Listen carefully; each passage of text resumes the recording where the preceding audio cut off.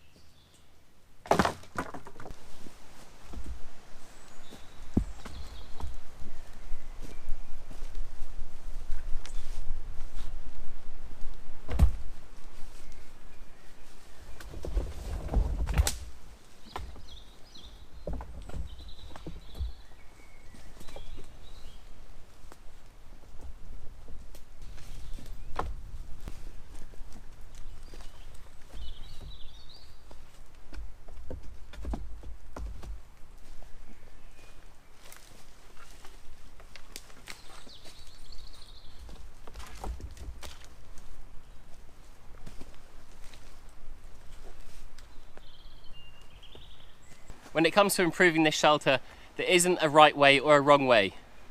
It's all about getting as much material as you can to cover that back wall. Whether it's dead leaves, fresh leaves, or some of these dead sticks, anything and everything to go in here will help. Dead sticks, dry sticks, whatever you can find.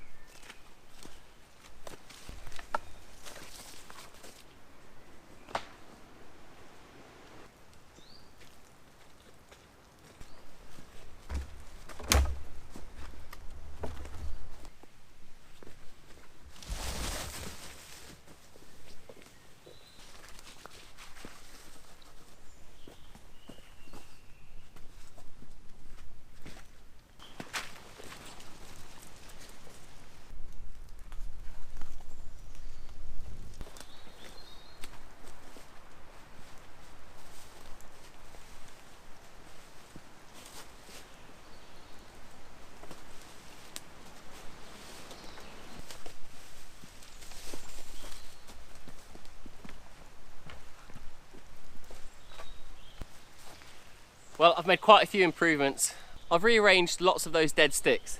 I've placed them on the back. It isn't quite watertight yet. Rain will still seep through, but you know what? Once I put a bit more debris, some dead leaves, there is actually a fallen tree just maybe 100 or so meters away.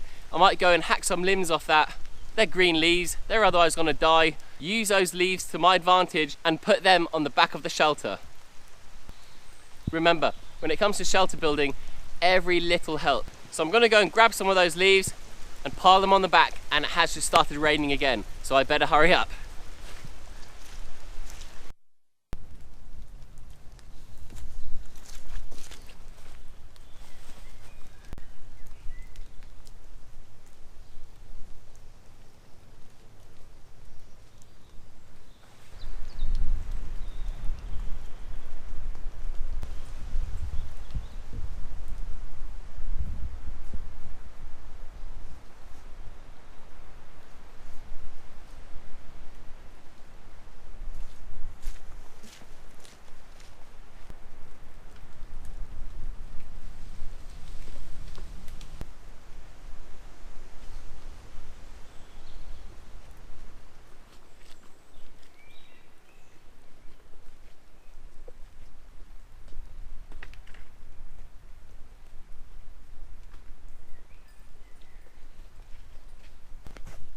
So this is it. This is what maybe an hour's worth of effort can do to an otherwise abandoned shelter.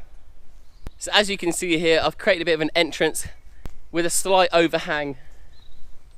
And in there's plenty of room, I reckon, for maybe 2 people and a dog to sleep. So now that I've done this, I think it's time to get a little fire going and cook up some food. Some well-deserved food, that is.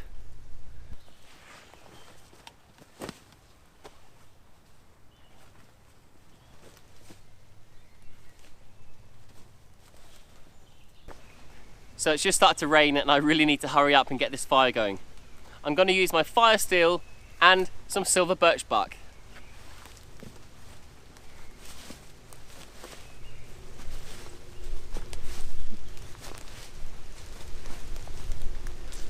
You know what, the ground is so wet I really don't think I need to clear away the leaves. But what I have done in order to help me with my flame and my fire is I've already sourced my tinder. Not my tinder, but I mean my kindling. My very fine sticks that will go on that very early stage of fire lighting. Remember, as soon as I get that little flame with this silver birch bark burning away, I've gathered some pencil lead thickness dry twigs. Those will go straight onto the fire to create a nice flash, big flame of heat, which I'll then add my medium and then my larger sticks to. This is key to getting a fire going. It's all in the preparation. So for now, I'm just peeling away this silver birch bark. In fact, I'm going to use this bark. I'm going to keep this bark. That'll be my base. That's what I'll be lighting my fire on. Right, it really is raining now. So I'll peel a bit more of this silver birch bark. And then there's a few ways of doing this. One way that I like to do is I just like to get the birch bark and just pull it into very thin, long strips like this.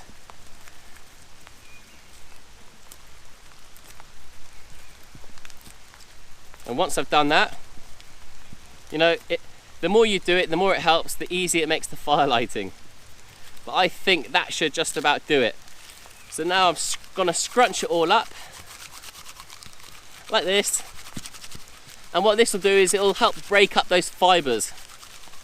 Once I scrunch it up a bit, I'll roll it into what will almost turn into a ball, or we could call a nest. And there you are. That there is what I'm going to use for fire lighting.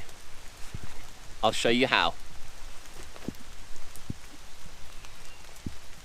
So I'll place that down like that. Grab my knife and my firesteel. I'm going to pin my firesteel to my silver birch bark.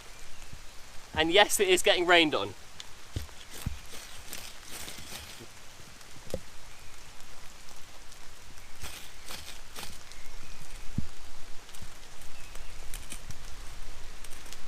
While that's just starting to burn, I'll quickly put my knife away.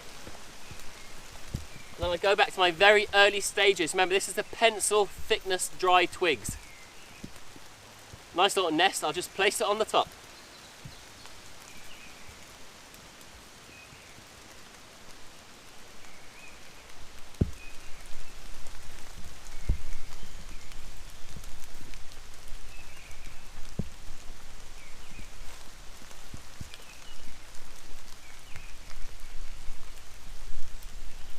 Those are my medium sticks. And before I place the larger sticks on, I'll just wait a minute or two to make sure this catches.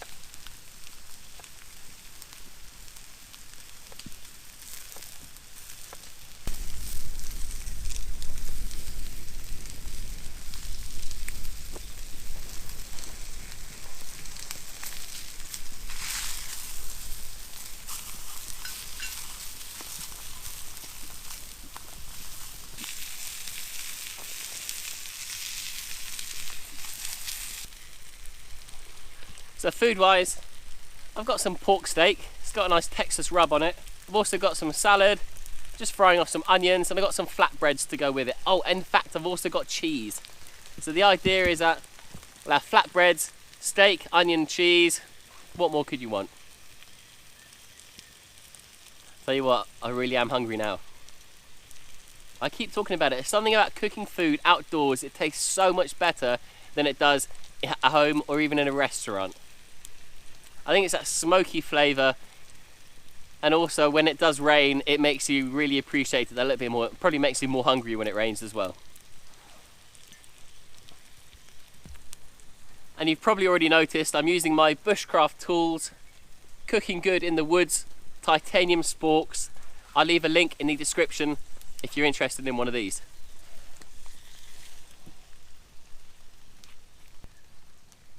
You can see the steam evaporating off my jacket. It's starting to dry out.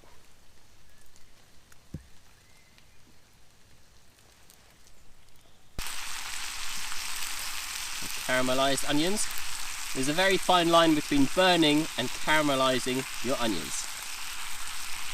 And I think if I cook these any longer, these might well be burnt. So on that note,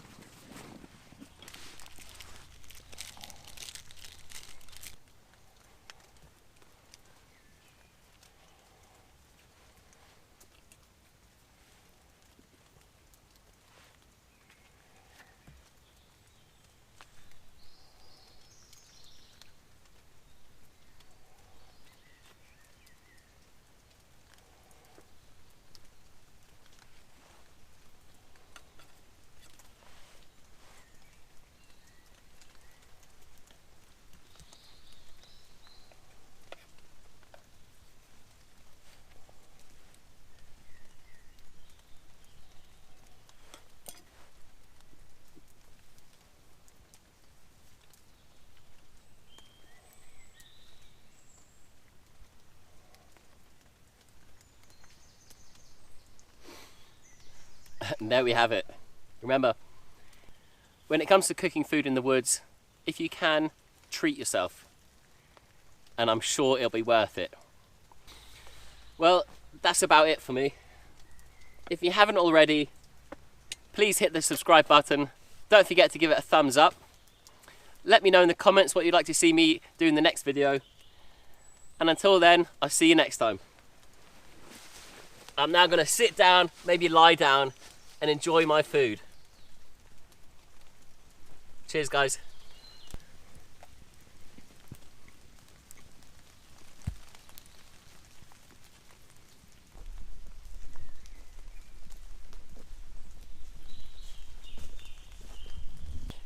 And if there's anybody watching that's planning on going to the Bushcraft show 2019, I've been offered a 10% discount using the code below.